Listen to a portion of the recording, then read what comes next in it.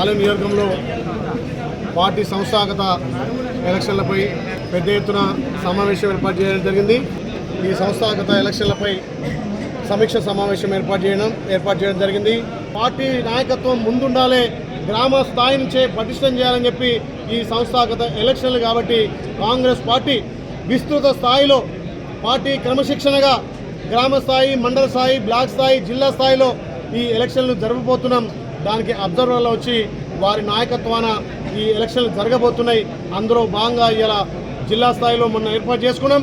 ఇవాళ నియోజక స్థాయిలో ఏర్పాటు చేసుకొని మా అబ్జర్వర్ గారు కూడా ప్రతి మండల స్థాయిలో అందరి సమీక్ష చేసి పార్టీని పటిష్టం చేయడానికి, పార్టీకి సమయం ఇచ్చి పార్టీ కార్యక్రమాలు భుజాన వేసుకునే నాయకులను మండల పార్టీలుగా, గ్రామ శాఖలుగా, బ్లాకులుగా నిర్ణయించడానికి మా పార్టీ అధిష్టానం ఆదేశించి కాబట్టి మా ఇన్ఛార్జీలు వచ్చి దాన్ని ఎక్కడికక్కడ సమర్థవంతమైన నాయకత్వం చేయడానికి కృషి చేస్తున్నందుకు వాళ్ళకు ప్రత్యేకంగా ధన్యవాదాలు.